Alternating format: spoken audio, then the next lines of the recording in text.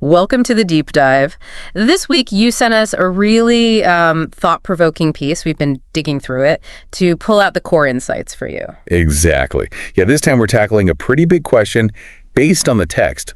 How can we, get past what feel like the hard limits of reality? And move towards something the text calls absolute understanding. Right. It really gets into what we think is true, what's false, and, the very foundation of our beliefs. And for you, our listeners, we know you enjoy getting a solid grip on complex stuff quickly without getting totally lost. Yeah, you want those aha moments. Exactly. So think of this as a way to efficiently get your head around some potentially, mind-bending ideas. Our mission here is basically to unpack the main arguments, look at some of the really interesting metaphors it uses, and pull out the key takeaways, things for you to consider about your own view of reality and truth. Okay, so where do we start? The text kicks off with quite a bold claim, doesn't it? It does. It suggests that our usual way of seeing the world, as separate things, you, me, this table, is fundamentally not the whole picture. It calls it a falsehood. Yeah, the falsehood of separateness. And what's interesting is how it says this falsehood gets its power. It's apparently through our compromises. Compromises? How so? Well, it's like we continuously agree, maybe unconsciously, to ideas that aren't, absolute. We settle for less than the ultimate reality, perhaps. So these sort of ingrained assumptions we just accept without really thinking about them. Exactly. The text pushes us to wonder if even our basic sense of being an individual self might be part of this falsehood. Okay, so if that's the problem, how does the text suggest we move beyond it, towards this world of absoluteness? It outlines a path, yeah. It involves a really close examination of our own thoughts, ideas, beliefs, almost like sorting through them. How does that work in practice? I mean, just thinking about thoughts. It's more like examining them with the aim of maybe letting them go if they don't hold up. The text uses this great analogy. Oh, yeah. Imagine seeing a real image, but it's reflected in loads of mirrors. To see the real thing clearly, you wouldn't study each reflection, would you? No, you'd try to ignore the reflections or somehow get rid of them? Precisely.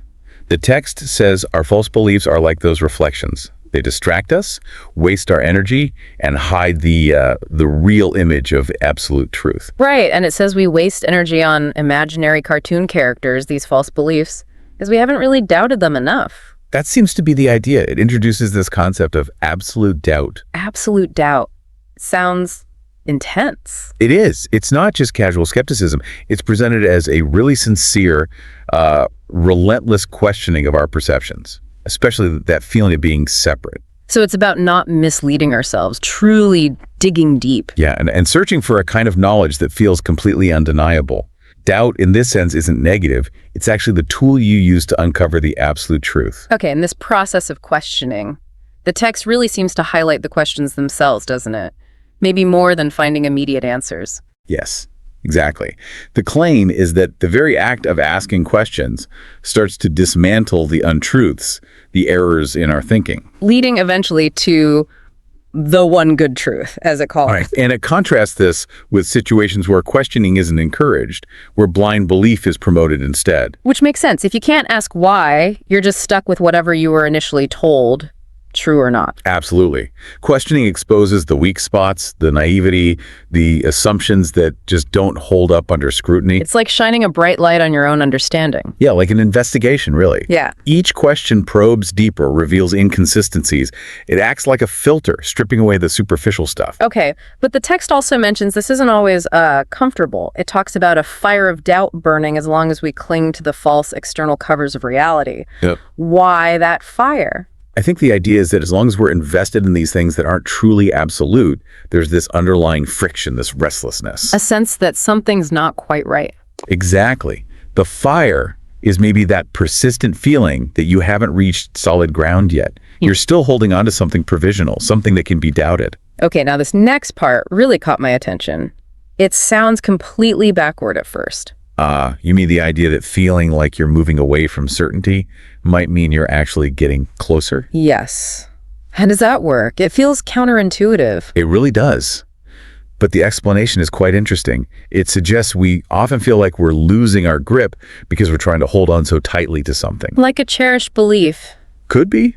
A belief, a worldview, whatever. And we find it slips. It doesn't hold firm when we try to grasp it, absolutely. And that feeling of it slipping away Is actually, according to the text, a sign of progress. It means we're starting to release the things that aren't absolute, the things that can't truly be held onto. like trying to hold on to water, maybe, the tighter you squeeze. The faster it goes. Sometimes you have to open your hand, right? Let go of the struggle. That act of release is key. So holding on tighter isn't the answer, even though that's our instinct? Seems not.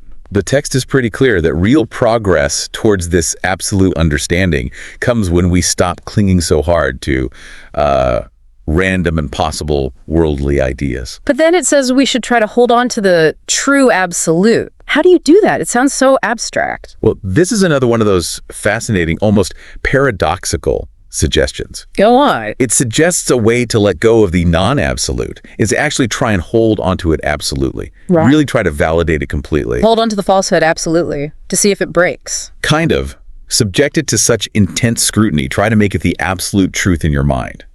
The idea is, if it's not truly absolute, its flaws will become impossible to ignore under that pressure. So you stress test your beliefs, push them to their absolute limit. That's a good way to put it. And if they're not fundamentally sound, they'll essentially collapse under that absolute examination. They just disappear, as the text says. And then what happens after these falsehoods fall away? The text claims that eventually, through this process of seeking the absolute and letting go of the false, the absolute itself takes hold of the person. So it's not something we grasp, but something that arrives or takes over. Yeah, it seems less like an active acquisition and more like a state that emerges once the obstacles, the falsehoods are cleared away. And this circles back to that feeling of losing your grip. Right. It emphasizes again that this sensation, this feeling that your current beliefs are dissolving, is actually a fundamental part of getting closer. You have to let go of the old to make space. Empty your hands, so to speak. Exactly. And it even suggests something else quite interesting, that even if you're stubbornly clinging to a falsehood, reality itself kind of pushes back. How do you mean? Well, the world constantly challenges ideas that don't align with, deeper reality. This forces you to grip those false ideas even tighter to maintain them. Which, paradoxically, Makes them more likely to eventually slip away because the tension becomes too great. It's like the falsehood exhausts itself trying to resist what's real. wow. So even clinging to the wrong thing can inadvertently nudge you forward because reality keeps bumping up against it. That's the implication, yeah, like a natural self-correction mechanism built into reality itself. It's constantly testing our assumptions. And the end goal of all this questioning, this doubting, this letting go, Is described as attaining eternal good that never ever fails.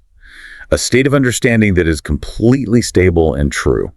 Okay, so let's try and sum this up. This deep dive has taken us on quite a journey. Definitely. Starting with challenging our basic perception of a separate world. Moving through this process of intense self-examination, using doubt not as a negative, but as a tool. Embracing the power of questions, and even finding value in that uncomfortable feeling of losing our certainty.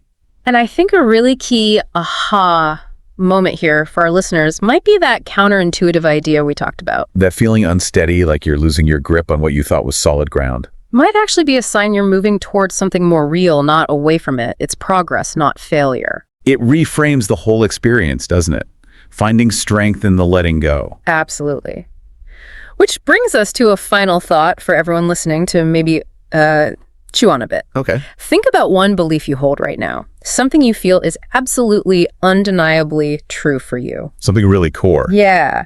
Now imagine applying the process from this text to it, questioning it relentlessly, trying almost perversely to hold on to it with absolute conviction, just to see if it truly withstands that pressure. What might that reveal? Would it solidify the belief? Or might it uncover hidden assumptions, maybe complexities you hadn't seen? Exactly. It's a challenge to take that inward look, to really test the foundations of what we consider true. What might you discover about your own perception of reality? It's definitely demanding, that level of self-reflection, but potentially profoundly insightful, as the text suggests. Well, we hope this deep dive has given you some interesting things to think about. Yeah, some valuable food for thought. Thanks for joining us on The Deep Dive. We'll be back next time digging into more of the material you send our way.